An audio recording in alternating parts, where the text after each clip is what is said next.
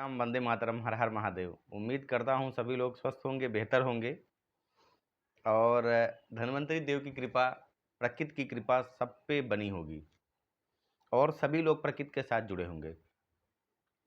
आज हम प्राकृतिक चिकित्सा के कुछ गूढ़ विज्ञान के बारे में आप लोगों को बताने वाले हैं, इसलिए इस वीडियो के अंत तक ध्यान पूर्वक बने रहिए ताकि आप अगर कभी भी किसी भी रोग के लिए कोई भी प्राकृतिक उपचार लेते हैं तो घबराएं नहीं, क्योंकि उसके रिजल्ट दूसरे तरीके से होते हैं। उसका जो रोगों का ठीक करने का पैटर्न होता है वो दूसरे तरीके से है। जैसा हम बाकी औषधीय उपचार में लेते हैं, चाहे वो जड़ी बूटी हो या कोई और दवाई मेडिकेशन की जो पैथोलॉजी उपलब्ध है, तो प्राकृतिक उपचार दूसरे तरीके का प्रभाव से शुरू होता है। उस बीच में जो भी रोगी होता है वो घबरा जाता है कि यार ये क्या हो रहा है हमारे साथ, हम और बीमार हो रहे हैं कि ठीक हो रहे हैं। तो पहले तो ये समझें कि जो भी रोग होता है, जब वो ठीक होने की मुद्रा में पहुंचता है या ठीक होने की शुरुआत होती है तो वो और उग्र होता है। उग्र मतलब अपने अंतिम चरम बिंदु को स्पर्श करता है और वहां से वो समूल नष्ट होने लगता है। प्राकृतिक चिकित्सा पद्धति ही एक ऐसी चिकित्सा पद्धति है जिसका कोई भी दुष्प्रभाव नहीं है और बड़ी से बड़ी, गंभीर से गंभीर बीमारियां आसानी, सुगमता और बिना किसी और बीमारी के जनरेट हुए शरीर में वो समाप्त हो जाती हैं। इसलिए प्राकृतिक चिकित्सा पद्धति बहुत ही प्रभावी चिकित्सा पद्धति है। ये हमें प्रकृति के साथ जोड़ती है, हमारे नेचर के साथ हमें जोड़ती है, हमें उसके प्रभाव को महसूस कराती है और बड़ी से बड़ी गंभीर बीमारियां भी ठीक करने में हमें उस राह पे अग्रसर करती है।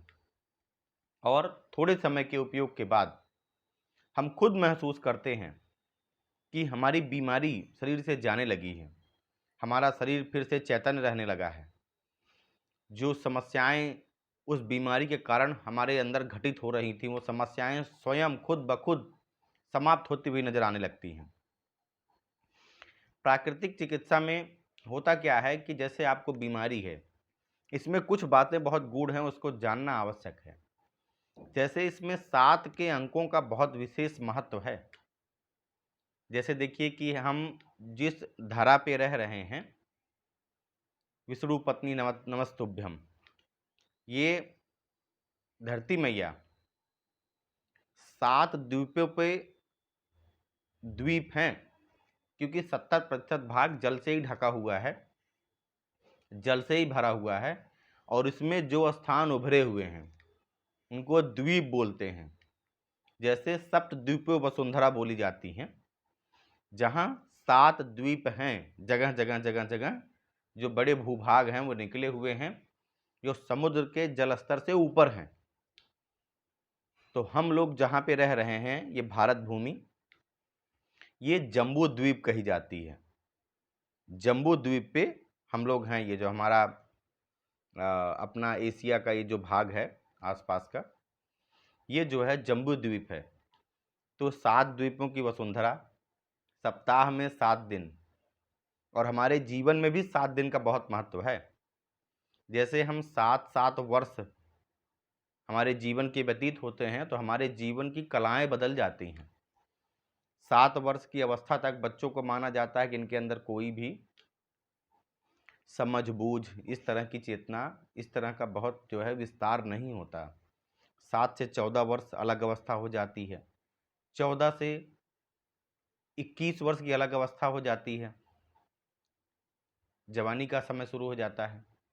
21 से 28 वर्ष, 45 वर्ष से अलग अवस्था शुरू हो जाती है। तो 7 अंकों का बहुत विशेष महत्व है हमारे जीवन में। ये 7 हम क्यों बता रहे हैं आपको?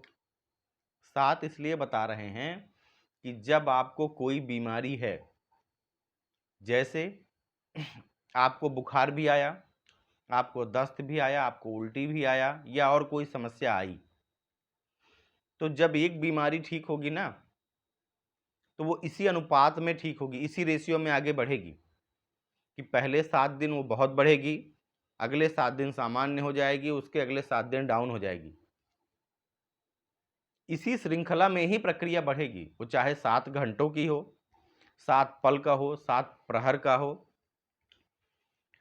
7 के गुणांक में ही, 7 के अनुपात में ही ये घटनाएं घटित होंगी प्राकृतिक चिकित्सा पद्धति में। तो 7 का बहुत विशेष महत्व है।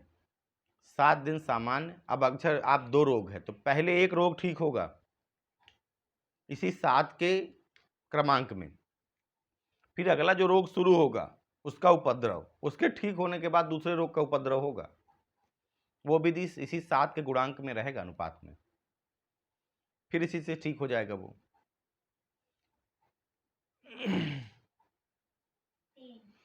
तो प्राकृतिक चिकित्सा में बिल्कुल घबराएं नहीं आप, क्योंकि प्राकृतिक चिकित्सा पद्धति क्या करती है, हमारे शरीर के जो डाइजेस्टिव सिस्टम है उसको सामान्य तरीके में आने में पूरी मदद करती है।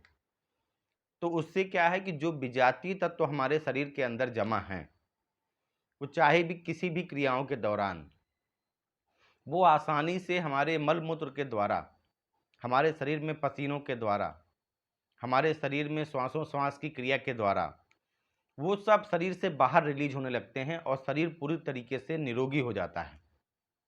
उसमें तमाम क्रियाएं प्राकृतिक चिकित्सक करते हैं, जैसे मिट्टी पट्टी करना, एनिमा देना, बस्ती लगाना, कटी स्नान कराना, तमाम प्रकार के ऐसे उपचार हैं जिससे प्राकृतिक चिकित्सा से कोई भी बीमारी ठीक की जा सकती है।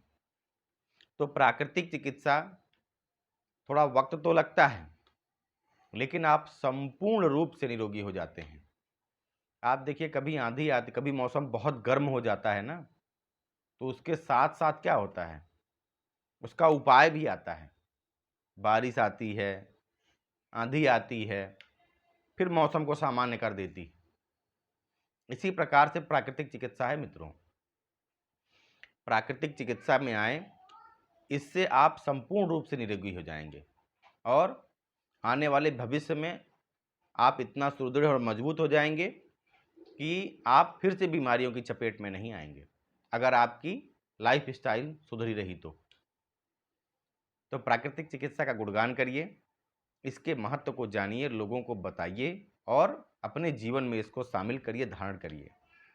प्रकृति से जुड़ें, स्वयं से जुड़ें, जीवन से जुड़ें। जय सिया राम, वंदे मातरम, हर हर महादेव। हमारे चैनल को लाइक, सब्सक्राइब, शेयर करें ताकि ज़्यादा से ज़्यादा लोगों तक ये जानकारियाँ पहुँचें और वो प्रकृति से जुड़ सकें और आसान तरीक़ों से निरोगी हो सकें। जय सिया राम।